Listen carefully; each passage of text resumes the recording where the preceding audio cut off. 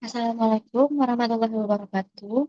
Perkenalkan, saya Nazwa Yunisa dengan NIM 08011825300023. Di sini saya akan mengerjakan untuk tugas algoritma pemrograman untuk nomor 2, di mana pada soal nomor 2 ini diminta untuk membuatkan program untuk melakukan perkalian array A dan B. Lalu kita akan memindahkan elemen dari A indeks ke I itu ke C indeks ke J, dan juga B indeks ke I ke D indeks K.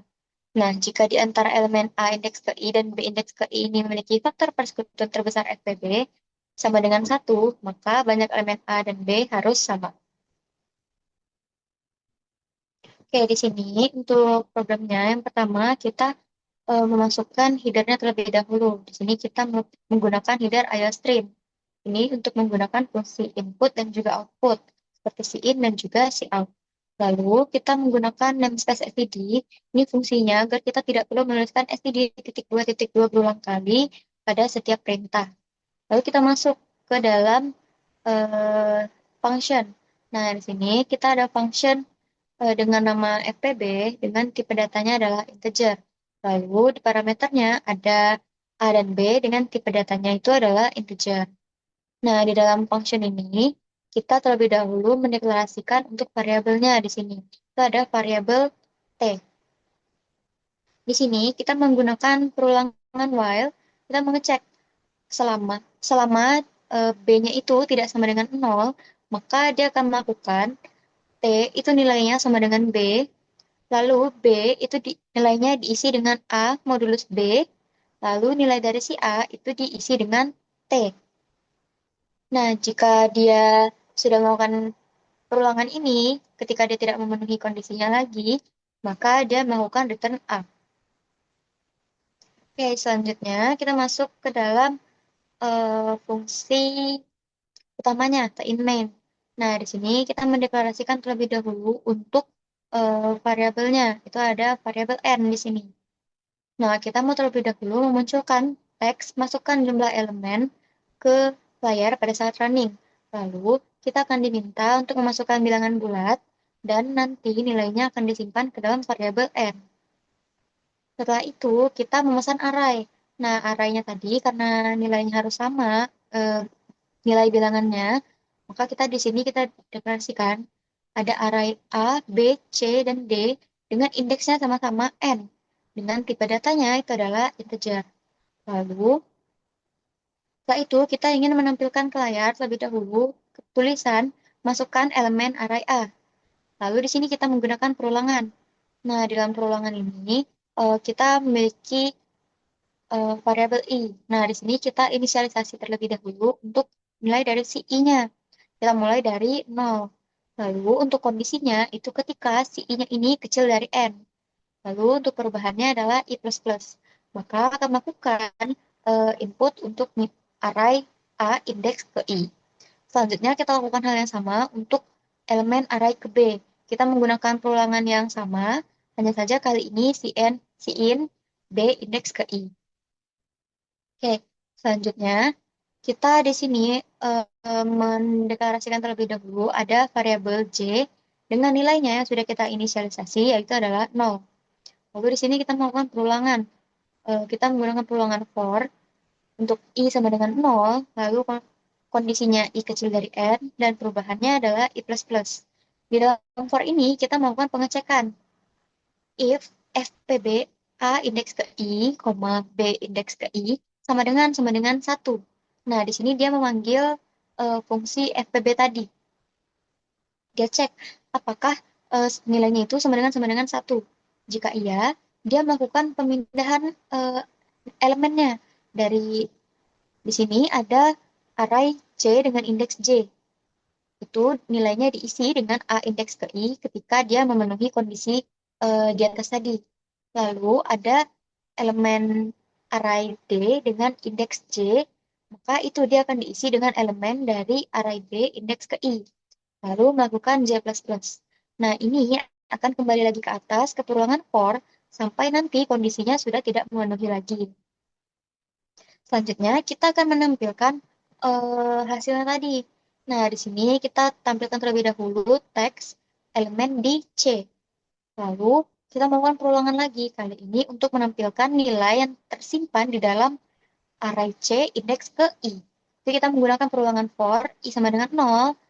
Untuk kondisinya I kurang dari J, lalu I++. Kenapa J? Karena tadi untuk array C itu indeksnya ada sebanyak J. Lalu kita see out C indeks ke I, diikuti dengan spasi. Begitu pula untuk yang D. Lalu programnya berakhir. Mungkin kita bisa coba untuk running.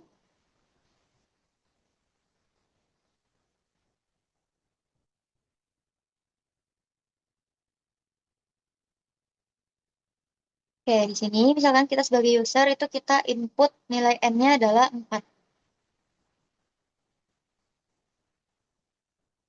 Lalu kita masukkan untuk array A itu ada 2, 4, 6, dan 5. Lalu untuk array B itu isinya ada 3, 6, 9, dan 8.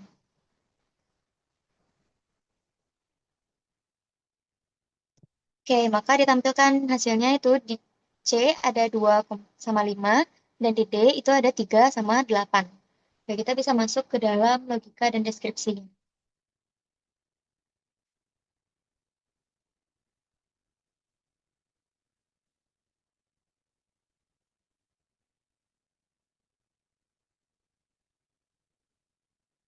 Oke, program ini dimulai dengan memesan tempat di memori komputer melalui deklarasi variabel integer n untuk menyimpan jumlah elemen array A dan B dengan tipe data integer.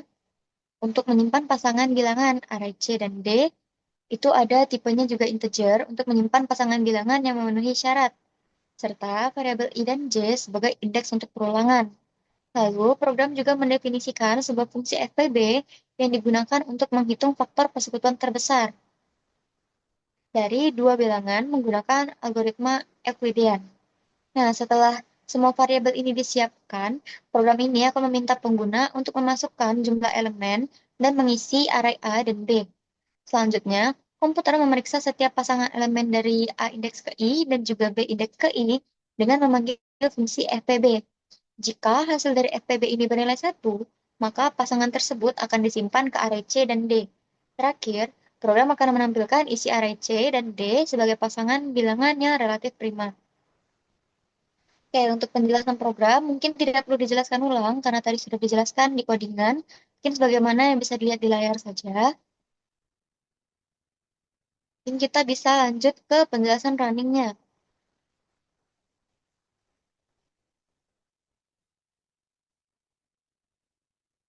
Oke, di penjelasan running ini, tadi kita menginput nilai n itu adalah 4. 4 ini adalah untuk jumlah elemen di dalam array A dan juga array B. Nah, di array A ini kita isi nilainya dengan 2, 4, 6, dan 5.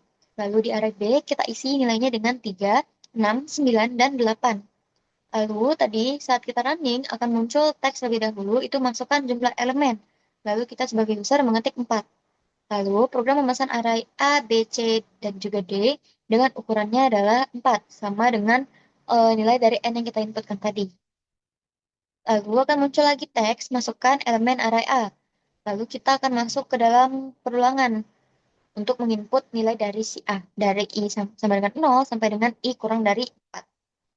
Nah, di iterasi pertama, ketika I sama dengan 0, kita mengecek apakah 0 ini kurang dari 4. Karena iya, maka user mengetik 2, lalu disimpan ke A indeks ke 0, lalu melakukan I++, maka I sekarang adalah 1. Ini untuk melakukan perulangan untuk mengisi nilai dari si array A tadi. Nah, ini nilai yang dimasukkan itu sama dengan yang sudah disampaikan di awal tadi. Mungkin kita jelaskan satu aja biar videonya tidak terlalu panjang. Lalu kita masuk ke elemen di array B. Nah, di sini kita juga melakukan perulangan untuk input nilai B dari I sama dengan 0 sampai I kurang dari 4. Nah, di sini kita melakukan iterasi ketika I sama dengan 0 untuk yang pertama. Dia mengecek apakah 0 ini kurang dari 4. Karena iya, maka kita sebagai user mengetik angka 3. Lalu nilainya akan disimpan ke B, indeks ke 0, lalu melakukan I++. Ini akan dilakukan sampai dengan kondisi I-nya sudah tidak memenuhi. Ketika I-nya itu udah ada di 4. Karena 4 itu tidak sama dengan, tidak kecil dari 4, maka dia akan keluar dari loop untuk penginputan. Oke, izin lanjutkan karena tadi ada sedikit kendala. Kita lanjutkan kembali. Sini variabel J diinisialisasi nilainya dengan 0. Lalu kita masuk ke dalam loop pengecekan FPB. Di sini untuk I-nya sama dengan 0 sampai dengan I kurang dari 4. Nah, kita masuk ke dalam iterasi pertama ketika I-nya sama dengan 0. Dia mengecek apakah 0 ini kecil dari 4. Iya, maka dia menghitung FPB 2,3. Nah, ketika dihitung FPB-nya ini hasilnya adalah 1. Lalu kita mengecek lagi apakah FPB-nya itu sama dengan 1. Karena iya, maka nilai dari si elemen dari variabel array A akan disimpan ke dalam array C. Lalu untuk yang dari array B akan disimpan ke dalam array D. Nah, nilai tadi yaitu 2 disimpan ke dalam C indeks ke 0, lalu yang 3 disimpan ke dalam D indeks ke 0. Lalu melakukan J++, maka nilai J sekarang itu adalah 1. Lalu melakukan I++, itu I-nya sekarang adalah 1. Lalu masuk ke dalam iterasi kedua. Nah, di iterasi kedua ini ketika I-nya sama dengan 1, kita mengecek apakah 1 itu kurang dari 4. Karena iya, maka dihitung FPB 4,6. 4,6 ini diambil dari pasangan dari array A dan B untuk kamar kedua atau di indeks ke-1. Nah, dia mengecek untuk hasil dari si FPB ini. Apakah hasil dari FPB 4,6 ini adalah 1. Karena hasilnya adalah 2, maka dia tidak memenuhi. Lalu dia tidak menyimpan data apa-apa ke dalam array C dan juga D. Lalu dia melakukan I++. Nah, di sini I-nya nilainya sekarang adalah 2. Lalu kita masuk ke dalam iterasi ketiga. Jika I-nya itu sama dengan 2, dia mengecek apakah 2 ini kurang dari 4. Iya, maka menghitung FPB 6,9. Nah, FPB dari 6,9 itu hasilnya adalah 3. Lalu dia cek apakah FPB sama dengan 1.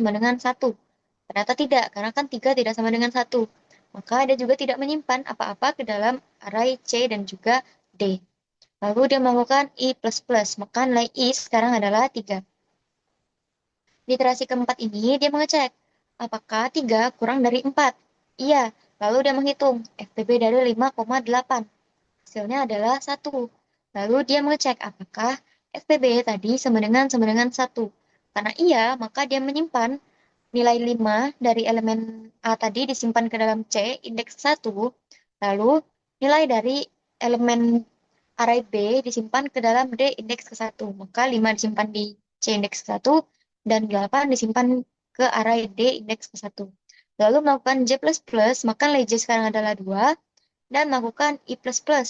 Maka I sekarang adalah 4. Lalu dia mengecek lagi nih di iterasi selanjutnya, apakah 4 itu kurang dari 4? Karena 4 tidak kurang dari 4, maka dia keluar dari loop.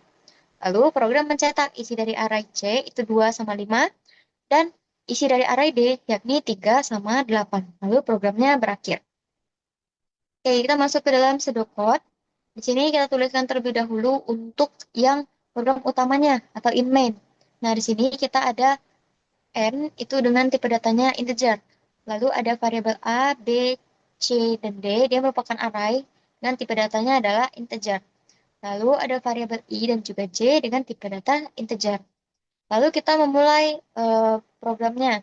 Di sini kita lakukan input. Nah, di sini input itu ditulis sebagai read N. Karena kita menginputkan nilai dari si N. Lalu kita masuk ke dalam perulangan. Nah, di perulangan for ini kita mulai dari I dengan 0 sampai dengan kurang 1. Program C++ itu kita tulis dia sama dengan 1, lalu I kurang dari N. Nah, di dalam pseudocode maka dia ditampilkan sebagai ini. Lalu tadi kita menginput nilai dari array A indeks ke I. Itu kita tulis juga sebagai read. Begitu pula untuk yang perulangan untuk yang input B. Lalu kita lanjut, nilai J itu kita inisialisasi tadi adalah 0. Nah, untuk isi nilai itu kita dalam pseudocode itu dalam bentuk tanda panah ke arah kiri. Oke, lalu kita melakukan perulangan. Nah, di perulangan ini untuk I diisi dengan 0 sampai dengan N kurang 1, maka dia akan melakukan pengecekan kondisi. If FPB A indeks ke I, B indeks ke I sama dengan 1. Kalau misalnya iya, maka nilai dari C indeks ke J itu diisi dengan elemen A indeks ke I. Lalu untuk array D indeks J akan diisi dengan elemen dari B indeks ke I yang memenuhi kondisi. Lalu melakukan J++. Nah, di sini J itu diisi dengan J plus 1. Selanjutnya, perulangan selanjutnya itu ketika I-nya diisi dengan 0 sampai dengan J min 1. Ini untuk menampilkan nilai yang tersimpan di dalam array C indeks ke I. Di dalam array C.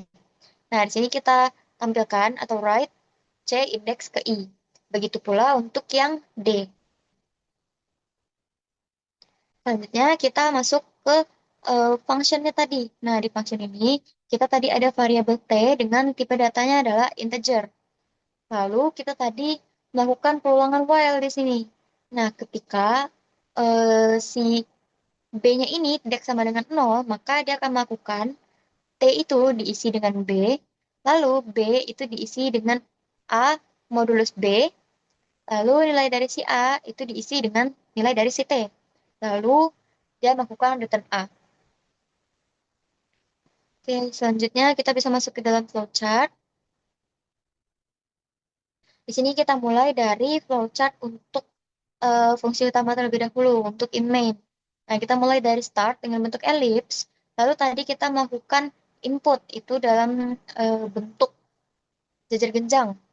Nah, itu ada N yang tadi kita inputkan. Lalu kita masuk ke dalam for, atau pernyataan perulangan. Nah, di sini kita melakukan perulangan untuk I sama dengan 0 sampai dengan N kurang 1. Jika benar, maka dia akan meminta inputan untuk A indeks ke I. Lalu dia akan melakukan I++ dan kembali lagi ke atas. Nah, ini prosesnya akan berulang sampai dengan dia tidak memenuhi. Jika sudah tidak memenuhi, maka dia akan eh, ke arah false, lalu dia masuk lagi ke perulangan. Nah, ini perulangan untuk menginput elemen dari array B. Bentuknya sama dengan yang eh, untuk input yang A tadi. Lalu keluar dari blok perulangan yang input B ini, dia melakukan inisialisasi untuk variabel J. Tadi nilai J-nya diisi dengan 0. Lalu kita melakukan perulangan lagi. Nah, di perulangan ini itu untuk I sama dengan 0 sampai dengan N kurang 1. Kalau benar, maka dia akan melakukan pengecekan kondisi. Nah, di pengecekan kondisi ini dia memanggil fungsi FPB. Dia mengecek apakah nilai dari fungsi FPB A indeks ke I dengan B indeks ke I itu nilainya adalah 1. Kalau misalnya salah, dia langsung melakukan I++. Tapi kalau misalnya benar, dia melakukan eh, pemindahan nilai. C indeks ke J akan diisi dengan elemen dari A indeks ke I. Lalu array D indeks ke J akan diisi dengan elemen array B indeks ke I. Lalu melakukan J++, dan dia juga akan melakukan I++ dan kembali lagi ke blok perulangan. Nah, proses ini akan berulang sampai dengan kondisinya sudah tidak memenuhi. Jika sudah tidak memenuhi, maka dia akan lanjut ke false, lalu melakukan perulangan lagi untuk menampilkan hasil dari elemen-elemen yang tersimpan tadi. Itu ada C indeks ke I dan juga D, D indeks ke I. Lalu selanjutnya N. Lalu untuk yang fungsi FPB, itu kita mulai dari start. Nah, di start ini kita mengecek kondisi. Bukan mengecek kondisi, maaf. Kita melakukan perulangan while. Nah, untuk while itu bentuknya sama dengan pernyataan kondisi, dengan bentuk belah ketupat. Di sini kita mengecek apakah kondisinya itu, ketika kondisinya itu B-nya, dia tidak sama dengan 0. Kalau benar, dia melakukan proses T sama dengan B sama dengan A modulus B, A sama dengan T. Lalu kita kembali lagi ke atas, ke arah blok while-nya tadi. Dia akan berulang sampai dengan nilai B-nya itu sudah tidak memenuhi lagi, atau B-nya itu sama dengan nol. Jika sudah tidak memenuhi, maka dia akan keluar dari blok peluangan while dan dia melakukan return A. Untuk return itu dalam bentuk persegi panjang. Lalu N, itu dengan bentuk elips. Oke, mungkin sekian untuk penjelasan dari saya. Lebih dan kurang saya mohon maaf. Wabillahi taufiq wal hidayah. Wassalamualaikum warahmatullahi wabarakatuh.